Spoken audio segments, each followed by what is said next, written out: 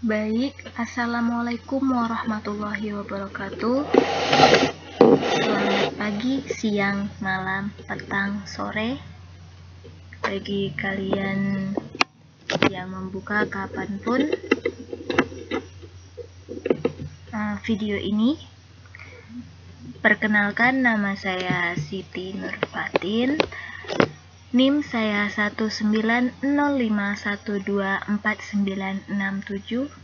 Saya berasal dari kelas 2019A. Di sini di mata kuliah media pembelajaran, dosen pengampu Bapak Zulhafiz SPD MPD, Prodi Pendidikan Bahasa dan Sastra Indonesia, Fakultas Keguruan dan Ilmu Pendidikan Universitas Riau.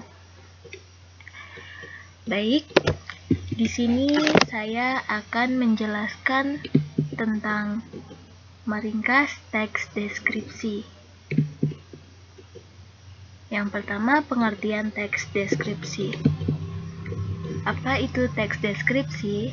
Nah, teks deskripsi adalah paragraf yang berisi penggambaran suatu objek, tempat, atau peristiwa tertentu kepada pembaca secara jelas dan terperinci. Nah, sehingga pembaca itu seolah-olah melihat dan merasakan sendiri apa yang dideskripsikan oleh penulis. Kemudian, yang kedua adalah struktur teks deskripsi. Di sini ada 3 bagian. Yang pertama yaitu identifikasi. Identifikasi itu merupakan gambaran umum mengenai objek yang akan dideskripsikan. Kemudian yang kedua ada deskripsi bagian, yakni rincian mengenai objek yang akan dideskripsikan. Dan yang terakhir ada penutup. Penutup adalah bagian mengenai kesan umum penulis mengenai objek tersebut, atau objek yang kita ceritakan atau yang dibuat oleh penulis. Kemudian selanjutnya ada jenis paragraf deskripsi. Ada 2 bagian. Yang pertama yaitu teks deskripsi subjektif. Merupakan suatu teks deskripsi yang dalam penggambaran objeknya itu berdasarkan atas kesan yang dimiliki oleh penulis paragraf tersebut. Kemudian yang kedua ada teks deskripsi objektif. Nah, tadi kan yang pertama itu subjektif dan yang kedua itu ada objektif. Nah, artinya adalah dalam teks deskripsi ini penjelasan mengenai objek yang digambarkan itu apa adanya berdasarkan keadaan objek yang sebenarnya, sehingga pembaca bisa membayangkan keadaan tanpa ada penambahan opini dari penulis itu sendiri. Kemudian yang selanjutnya ada ciri-ciri teks deskripsi. Di sini saya terdapat 8 ciri-ciri teks deskripsi.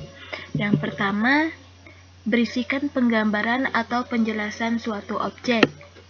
Nah, kemudian yang kedua, ada penggambaran atau penjelasan suatu objek yang menjadi topik dituliskan secara detail atau terperinci, sehingga pembacanya itu mengerti secara jelas apa yang digambarkan di dalam teks. Kemudian yang ketiga, pembaca itu seolah-olah merasakan, melihat, mendengarkan, atau mengalami langsung apa yang disajikan di dalam teks. Kemudian yang keempat itu menjelaskan objek berdasarkan warna, bentuk, ukuran, dan ciri-ciri fisik maupun psikis objek secara detail. Kemudian yang kelima ada menggunakan kalimat rinci untuk menggambarkan objek. Kemudian yang keenam, pembaca seolah-olah bisa melihat, merasakan, mendengarkan, hingga mengalami langsung apa yang tersaji di dalam teks. Ini hampir sama dengan yang ketiga. Kemudian yang ketujuh, memakai bahasa yang sering digunakan di kehidupan sehari-hari. Dan yang terakhir, memakai metafora atau dapat kita sebut dengan bahasa kiasan. Selanjutnya, contoh teks deskripsi. Berikut saya mengambil contoh tentang sekolahku. Sekolahku mempunyai lingkungan yang sangat bersih dan indah, serta mempunyai suasana dengan udara segar dan sejuk. Sebab sekolahku terletak tepat di bawah lereng Gunung Merapi. Di bagian depan sekolah terdapat halaman parkir dan juga lapangan bola voli yang luas.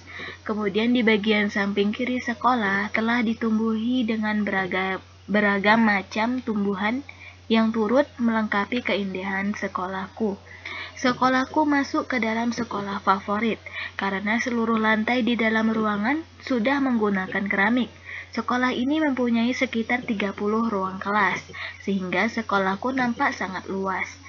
Sebab seluruh ruang kelasnya terletak tepat di atas tanah yang datar atau tidak bertingkat. Sekolahku mempunyai satu buah masjid yang biasa dipakai untuk sholat oleh guru dan juga siswa. Tak hanya itu, masjid yang ada di sekolahku juga biasa dipakai untuk penyelenggaraan kegiatan sekolah seperti pondok Ramadan, presentasi, dan untuk pelajaran agama. Nah, dari sini kita bisa melihat bagaimana bentuk penggambaran pada sekolah. Nah, jadi dapat kita simpulkan bahwa deskripsi itu lebih menggambarkan agar pembaca itu lebih merasakan dan berimajinasi tentang apa yang ia baca. Baik, sekian yang dapat saya sampaikan. Kurang dan lebihnya saya mohon maaf. Saya ucapkan terima kasih. Dan saya akhiri dengan wassalamualaikum warahmatullahi wabarakatuh.